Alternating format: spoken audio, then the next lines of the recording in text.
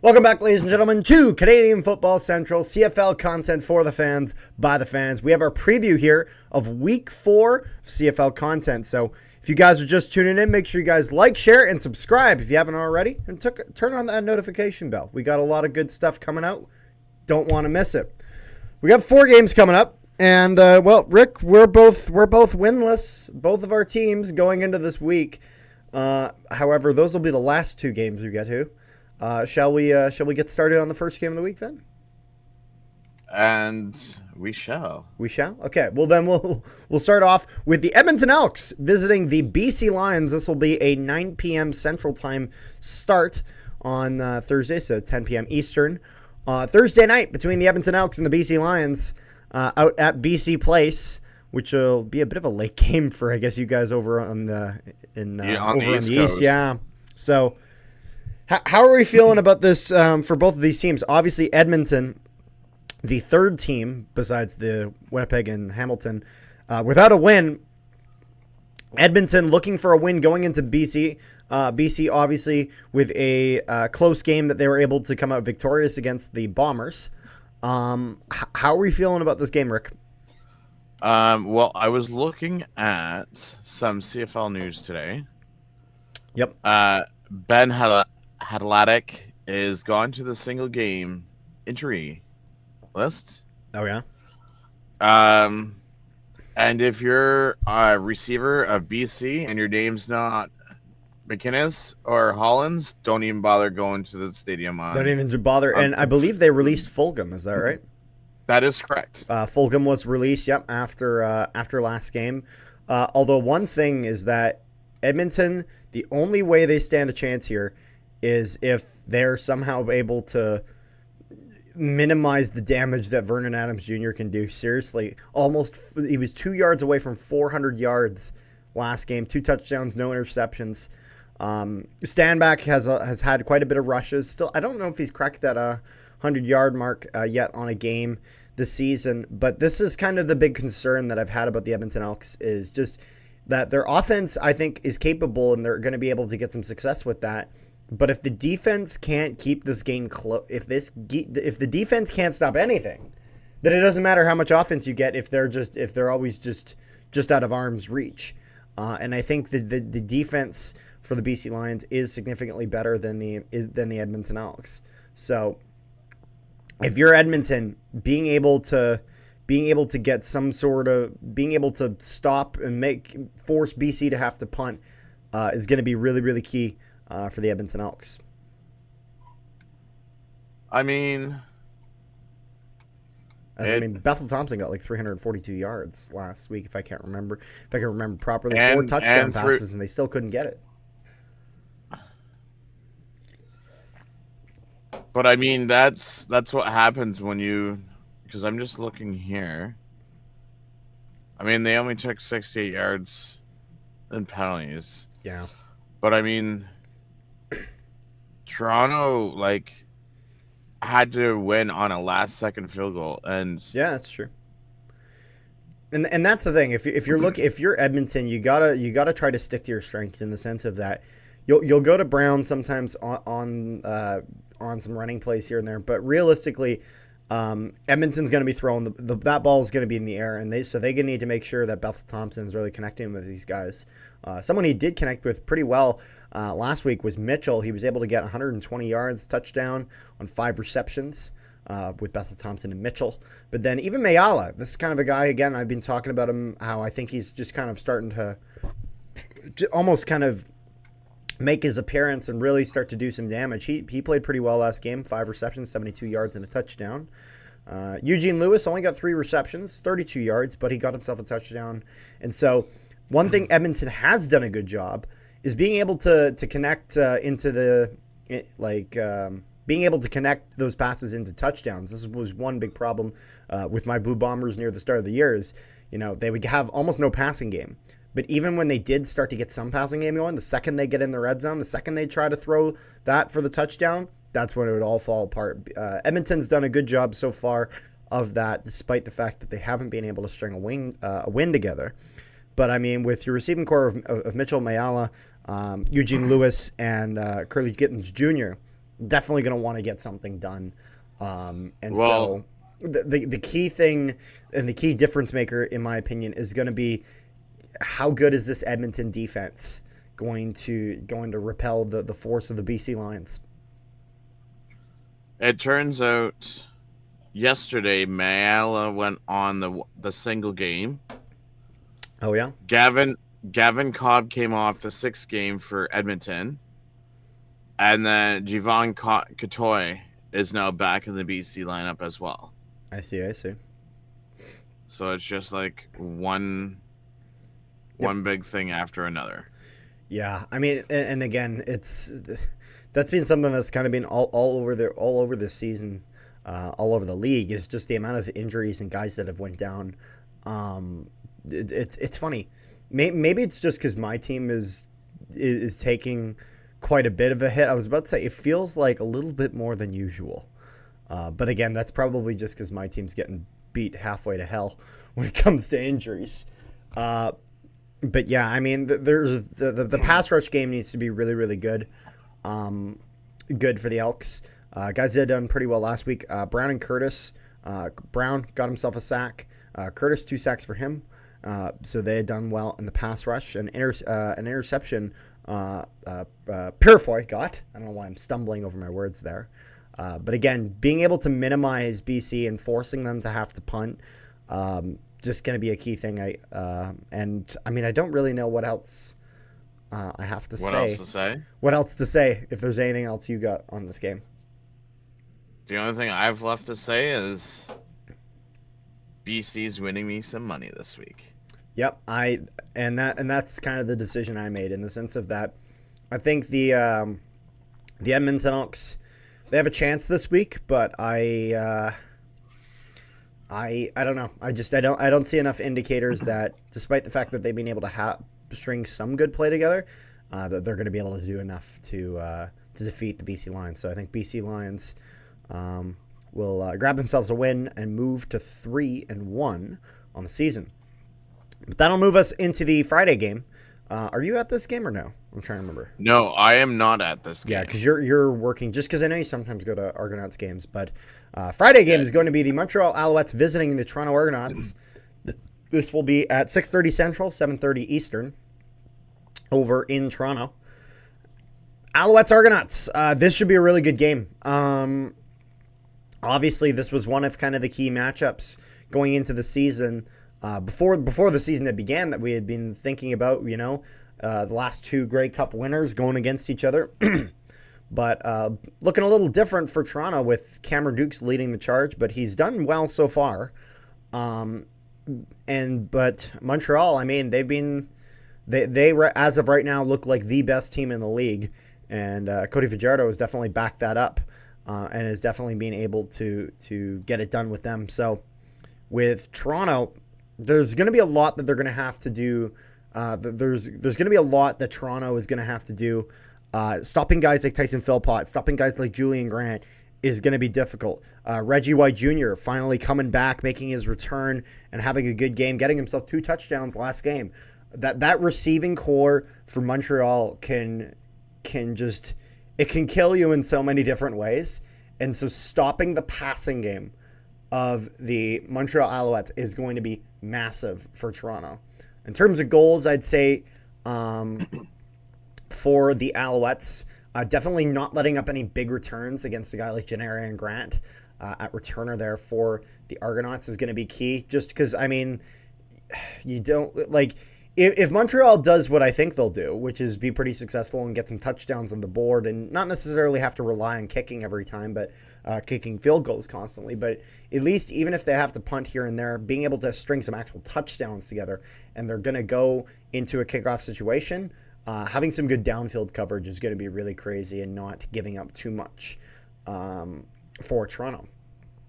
So now, looking at a few things for this game. Yep. Darius Sirocco, offensive lineman, is out this week. They went and picked up Landon. Who is Rice. they? Just so the viewers know. Oh, Toronto. Yeah. Okay. No, that's good. Just Yeah, Toronto went and picked up Landon Rice, an offensive lineman. yep. Darius, I think it's no, sorry, Dijon Brissett is out. Devarius Daniel is back in the lineup. Yeah. Um, the thing that I think Montreal will do is they will go after the Argos rookie corners. Yep. Yeah, and this is where I'm worried about Toronto and how they're going to try to have to contain this insanely talented receiving core that Montreal has assembled and done such a great job with. And one thing that Toronto is really going to need to focus on is that pass rush. One of the things that has made this Montreal throwing game be so successful is the incredible performance by the Montreal Alouettes offensive line. They've been just completely rock solid and not letting much get past them to Cody Fajardo. And teams have struggled with that. And so Cody Fajardo, he's had more time than a lot of other quarterbacks in this league to make those throws. I'm not discounting from him at all. This is actually me more or less praising the offensive line of the Montreal Alouettes. But it's one of those things where when you have a guy with the talent of Cody Fajardo at quarterback and the talent of the receivers he's working with, if you really want to put pressure and you're kind of struggling on the corners aspect, because that's what we're worried about in terms of those rookie corners that Toronto has, having a good pass rush game is going to be important. One of the things that Montreal has done well with as well on the defensive aspect is their picks and just ways that they've been able to just turn that ball over and get it going down the field. And so I think one thing that will be important for Toronto is establishing a run game, making sure that Kadeem Carey is able to really, really punch that ball up the middle and drive the field in those lower risk plays. Just because if you rely on a strong throwing game against the Alouettes, the odds of turning that ball over are just that much higher.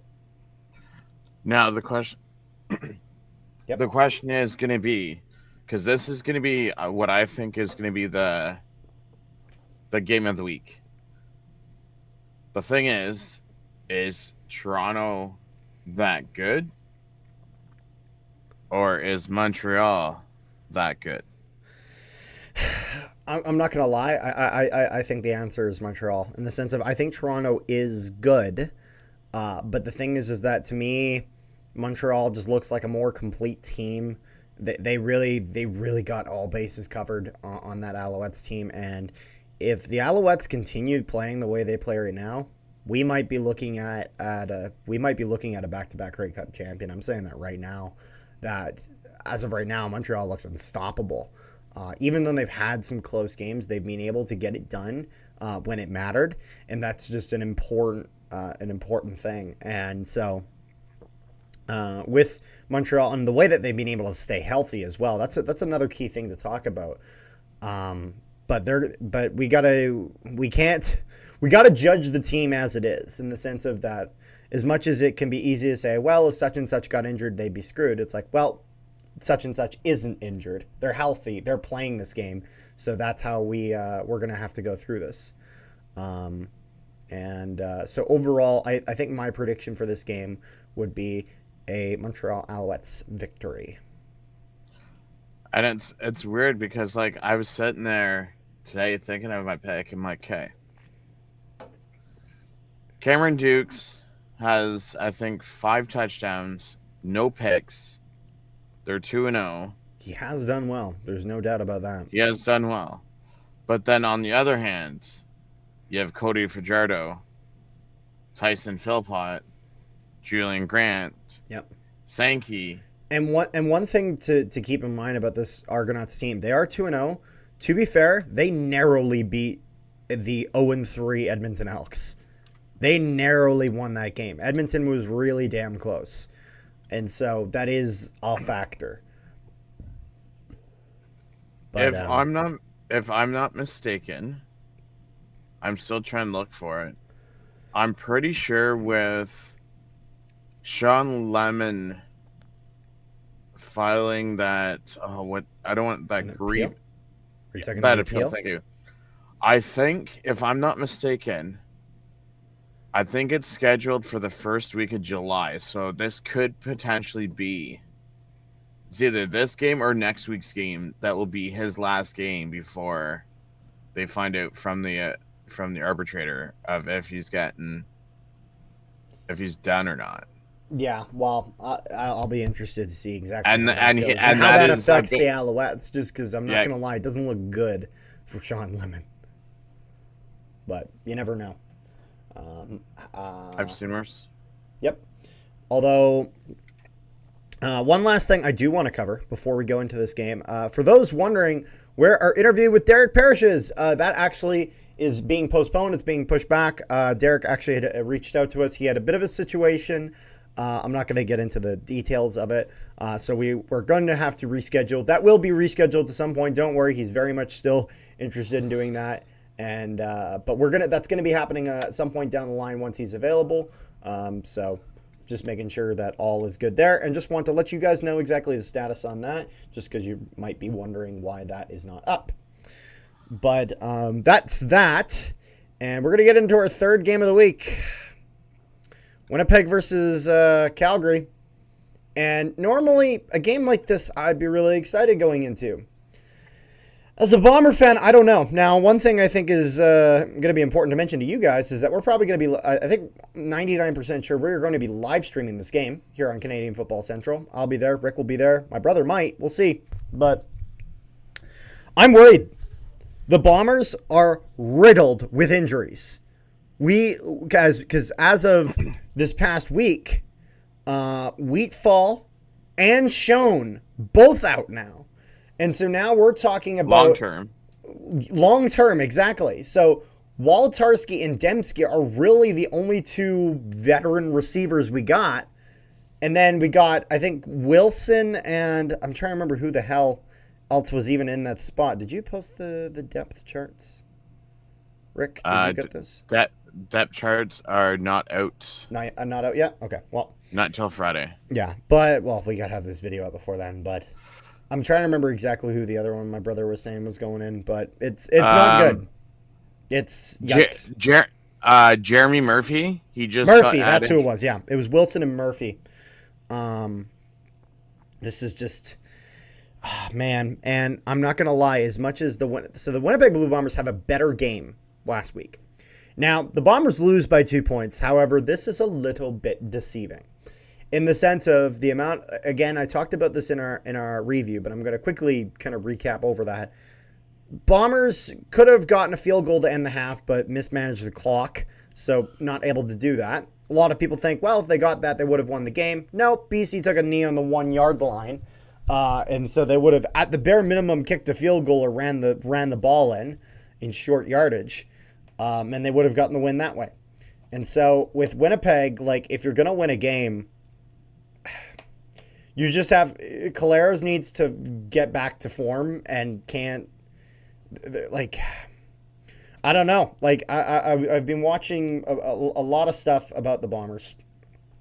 I've been watching. My brother's doing an internship with Darren Bombing and Bonfire Sports. Make sure you guys check that out. Like he's got good stuff coming out there. Bonfire Sports do some Winnipeg sports content as well, in addition to the Nolan Hockey Podcast. And one of the things he was talking about is that the Bombers have no excuse for the way they're playing. That's right. No, he is absolutely right. Are they riddled with injuries? Yes. But great teams figure out a way to get past that, and Winnipeg has struggled with that. And this offensive line has struggled. Collaros has struggled behind them.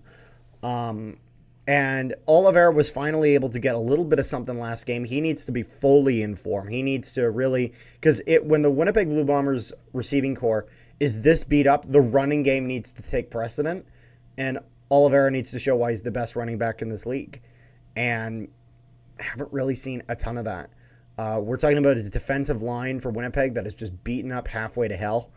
And Calgary, who, despite, getting a loss against BC and whatnot, has a few things going for them in the sense of, first off, they were just on a bye week, so they got an extra bit of film of Winnipeg, even with some of their changes that they've made with some plays, knowing that if Collaros is a receiver, that might happen. If Strevler's a receiver and Collaros is throwing, that might happen. Both of those plays happened last game.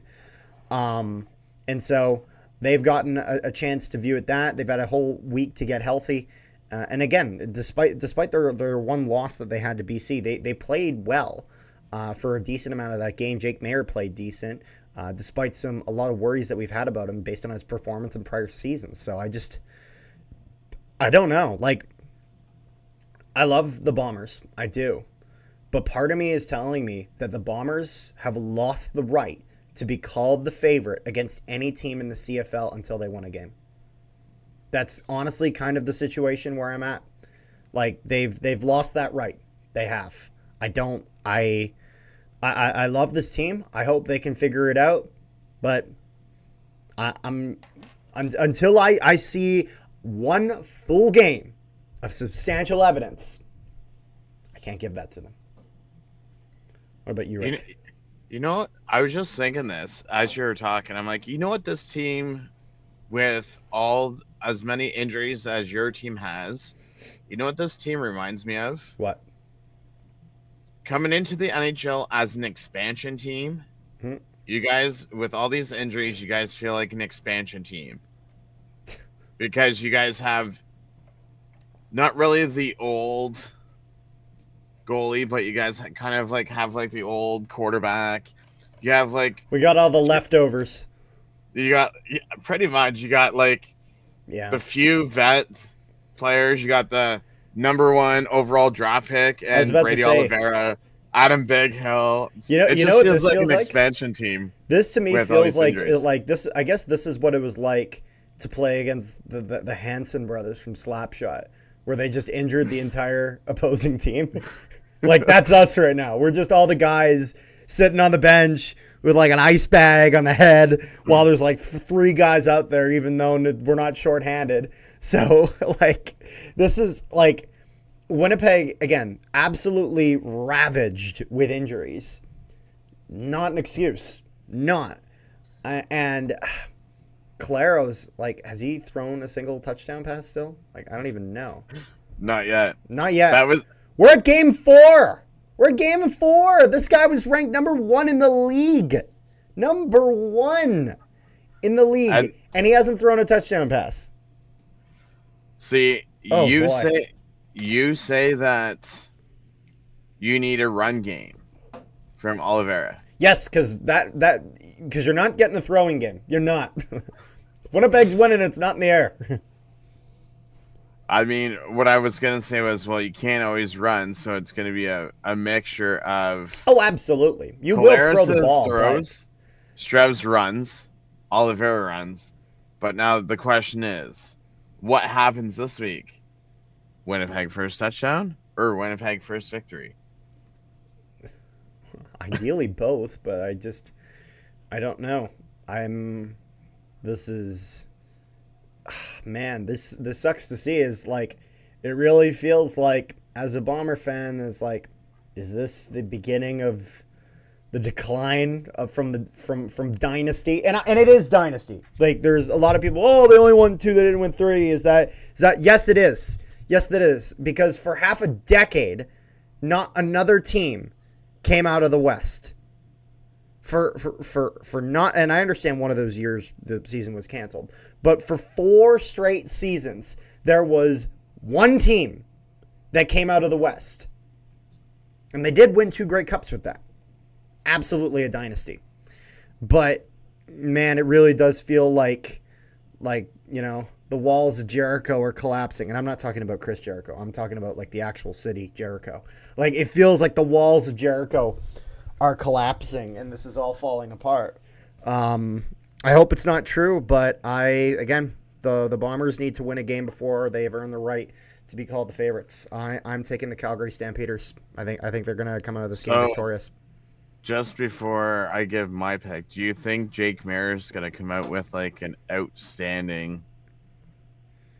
Oh yeah, of course he will, because that's how this goes. That's how this goes. Everyone's like, is Calero's going to get his first touchdown pass? It's like, no. It's like, no. Jake Maier's going to have his first game where he throws like 4 in one night. That's how this is going to go. So, like, I feel like I'm like Rick Bonus after the 2023 NHL playoffs, where I'm like, I'm so sick and tired and disgusted. There was no pushback. That's my thoughts. That's my thoughts. You know what you do? Just be a Ticat fan. Set your bar low. You can't go any lower than that. Rick, we're getting to that point. Everything, because if you can't go any lower, all you can do is go up. So just to be fair, that was the Bomber mentality for years till we started to realize that we actually had a pretty good team. We were able to get some success, but it seems like we're settling back into form, like we did on that big drought. So I'm taking Calgary simply because I don't see like the Bombers. They need to improve. Who are you taking? Well, I'm taking Calgary, but you know what's gonna end up happening, right? What's gonna end up happening? Like this will be the game they win. The one time I don't pick them. Honestly, if Winnipeg wins like that, it's like, you know what? Maybe I just need to reverse psychology the whole rest of the season. Maybe that's how this has to go. I don't know, but if I really hope I hope I'm wrong, but I think Calgary's winning. And so I think we'll get on to the last game of the week, which is the Hamilton Ticats taking on the Ottawa Redblacks in Ottawa. This will be a 6 p.m. start on Sunday, June 30th, 6 p.m. Central. That'll be 7 p.m. Eastern. Playing in the beautiful city of Ottawa.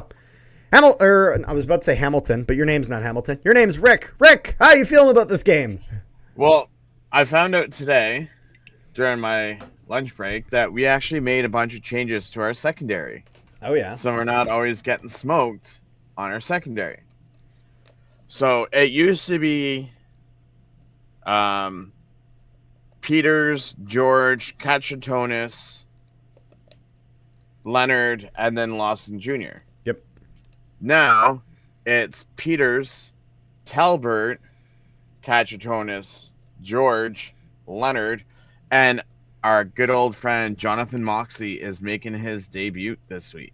Oh, yes. Yeah, after a long 4-month wait. Big piece coming over there from the Stampeders that you guys had signed. Not in a trade, just as a signing. He had played really, really well over there in Calgary. Definitely a piece that Hamilton could get some good usage out of. And now, I do have one question once you continue finishing up where you're finishing up. So Jonathan Moxley is not playing secondary. Moxley? I think you mean I was about to say Moxley. I just think of like John Moxley, who like has to bleed to death every week on television that nobody watches. I'm sorry, I love AEW. It's also fun to shit on because there's a lot of problems with that company.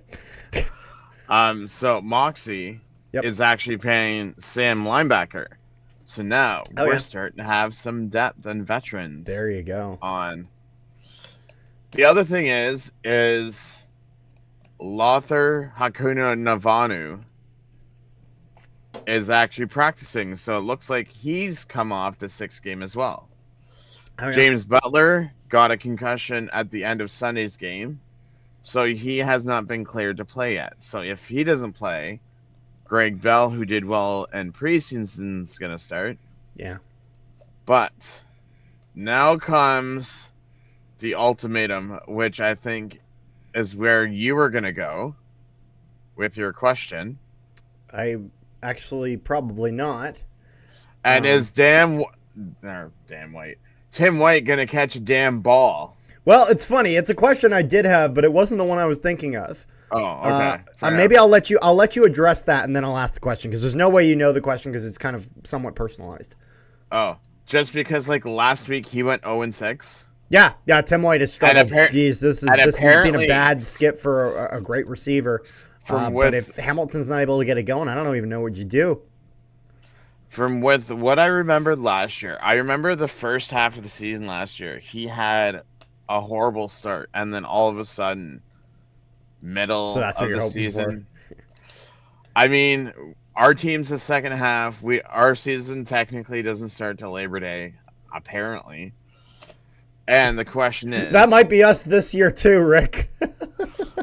Do we get to see the bow from weeks 1 and 2, or the bow from week 3? But then I would like to think weeks 1 and 2 because I'd like to think that Saskatchewan just has a much better defense than Ottawa does.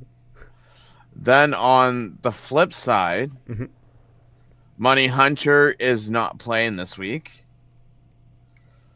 Um, do you? I'll put this question to you. Do you Yep. think Mr. Brown rebounds from his butt whooping Yes. last week? Yes, I do. Uh, do I think it rebounds to the point of a win? Not necessarily.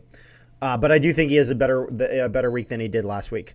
Now, the question I was going to ask was actually kind of a discussion that I had as part of a CFL group chat I'm in on Instagram, where the Ticats fan, a Ticats fan that was in there, I'm not going to drop names, I'm not going to, really was not pleased with the leadership of Scott Milanovic, and has essentially said, like, even though there are times where it seems like it hasn't been so bad, he hasn't been able to get a win this season with Hamilton. So how much of that would you assess and be like, okay, that's a bit of a coaching error, and how much of that would you put on the players? Just because me being a Bomber fan with the start of this season, I would definitely say that some of those issues that Winnipeg had was due to coaching. I think for all the things I love about O'Shea, and I would never. There are people calling for O'Shea's head. I think that's just absolutely bonkers and stupid. Brought us to 4 Grey Cup appearances, won us 2 of them, and is really being just a calming presence and a really good face of the franchise behind the bench. But like the Buck Pierce play calling was a big spot of criticism for the Bombers, and so with Milanovic at least being in some people's kind of headlights, what would you say your view is right now on Scott Milanovic, despite the fact that, again, he hasn't been able to get a win under his belt this season yet? So there's a couple of things. First off, when Milanovic does something wrong, unlike Orlando Steinhauer last year, Milanovic will come out in the press and own up to it. Yep. That's something that Steinhauer did not do last year. That's a really good trait. Then you look at it, it's not, how do I put this? It's part of the offense, but it's not the offense, because everyone, like, Butler's doing well. Bo had one bad game. I mean, who doesn't have one bad game and say, it is what it is? Yep. White needs to step up. Absolutely. Our offensive line, I think, has been doing well. The problem that I see with this team is there's no pressure. We play is zone. We don't play man. Yep. And our secondary is getting beat nonstop.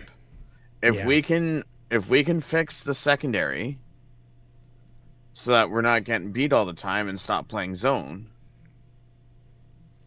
then be a bit less predictable defensively. Exactly. Yep.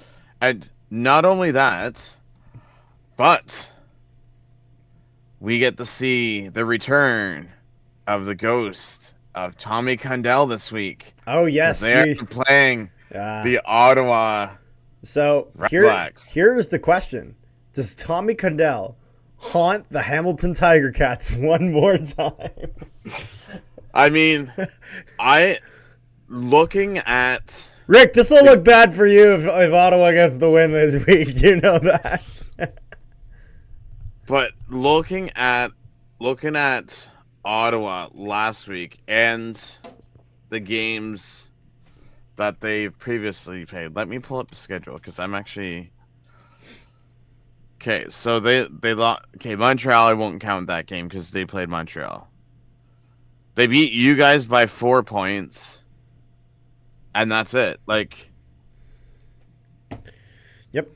Now it's time to see if Ottawa can actually get the job done, because their offensive line, we already know what they were like last year, because Dustin Crum was tied for a lead of sacks last year. And I don't even think, if anything, that line has changed much. Yeah.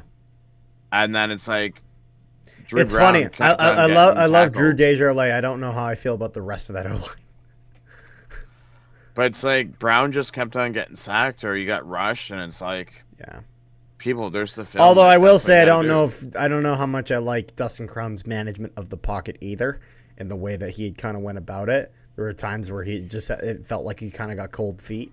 even on that. So some of that's on him as well. But I mean, sack's a sack. If you're on the line, you don't like giving it up, no matter what the circumstance. I honestly think that if Butler can get cleared from his concussion, because you got to remember we only have tomorrow and Friday, and then our walkthrough. Yep. On Saturday. If Butler plays, I can see him having a big game. Absolutely. Against Ottawa.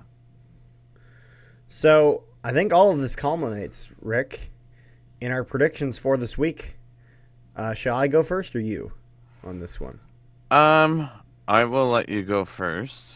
So it's funny. I think Ottawa is going to have very much a bounce back game, and going to play much better than their most recent loss and play more closer to the way that they played against Winnipeg. However,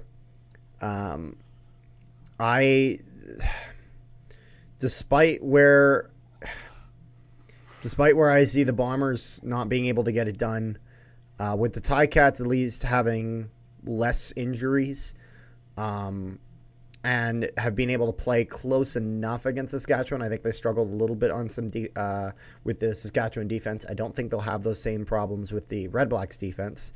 Because of that, I think the Hamilton Tiger Cats will get their first win of the season. I'm taking Hamilton. So just before I give my prediction, I was just looking at the numbers. Okay. So in 2 games, Justin Hardy has 14 receptions, 254 yards. Yep. 1 touchdown. Dominic Rhymes in 2 games has 8 receptions for 115 yards. You take those 2 out, like Ackland has 60, Addison has 53. All you got to do is just guard Hardy and Rhymes, and they have no offense. Yeah, kind of. Well, you also need to make sure that Armstead doesn't get going the way that he did week 1, though, because he was a bit of an issue for Winnipeg. But so. I mean, we've also had 2.5, 3 sacks. Yep. Per game. Yeah, no, it's true. But you should already know where I'm going with this. Yeah, I think I know exactly where you're going. If I'm taking Hamilton, I'd be shocked if you were not. But I think this is the first week since we've been doing this that we've both picked the exact same 4. Yeah, I guess we both have. So either. What's your record right now? Because I know I'm exactly 6 for 6. I'm 6-6. 6 wins. 6 I'm losses. 8-4. You're 8-4, so you're doing a little bit better than me. We're either going to be 0-4 or 4-0. We're well. It just or 2-2 or 2-2 or 1-3 or 3-1. Whatever record you're getting, I'm getting. There's going to be no change between. How you're doing, how I'm doing. I just hope that my Pick'ems league that I'm in, the one that I actually pay for, I improve, because being 500 in that league apparently doesn't get you very high, and so I'm not doing so well in that. So, I think one of the reasons was just because I had so much hope in this Bombers team, and they've just disappointed me so much. So I think if I try to put that aside and try to think very objectively, then maybe I'll do a little bit better. So. But that's the one prediction I hope I'm wrong on. I hope Winnipeg is able to get the win and prove me wrong and whatnot. Maybe that's exactly what they need. But overall, is there anything else you want to add, Rick? I think that's pretty much all I got. Don't forget to check us out on Spotify. Absolutely. Although you might be watching this on Spotify. And if you are, leave 5 stars. First off, you'd be listening to it, not watching it. That's right. What he said. And also, now that the NHL's over, if you're a Winnipeg Blue Bombers fan, or a Winnipeg Jets fan, I take that back. Yeah. Don't forget to check out Carter's Nolan Hockey Podcast channel. That's right. Zach does updates on the channel. We have all sorts of stuff happening there. You know, we have some rumors of some possible signings. Dylan DeMello signed a big deal, 4.9 for him. Good defensive contract there. And then if you're a Hamilton Tiger Cats fan, then check out Ticats Talk Network. Links to that as well as the Nolan Hockey Podcast, where you can find some Blue Bomber content there as well. My solo Blue Bomber content, that is. Links to both of those in the description below. If you're watching this on YouTube, so and make sure I just have check that out. Two small things left to go. What other shameless plug do you need now? I'm trying to. I know, I'm kidding. I'm screwing with you. You're good. For those people who like to fight cancer. Oh yes, this is awesome. If you go to Ginger Argo 17 on the X, he is selling. On I should have had them. Twitter. Yeah, I should have had them, but I have them in my bag.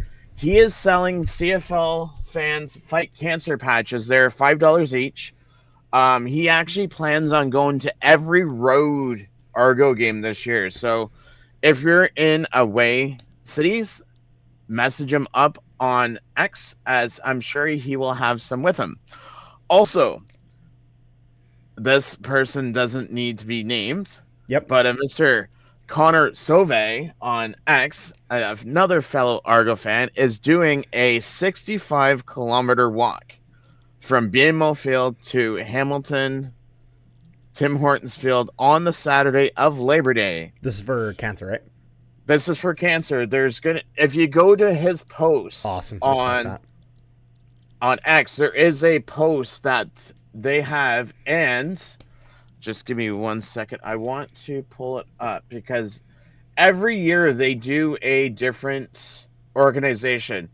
And this one is the Michael Chronic Cone Foundation.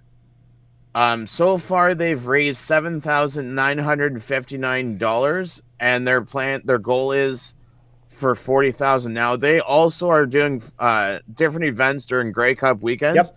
So this runs all year round into playoffs, Grey Cup weekend, and more. Absolutely. So in regards to that walk, I'm just going to give his Twitter handle. Yeah, go ahead. To all of our viewers. That is spelt SAUVECONNOR.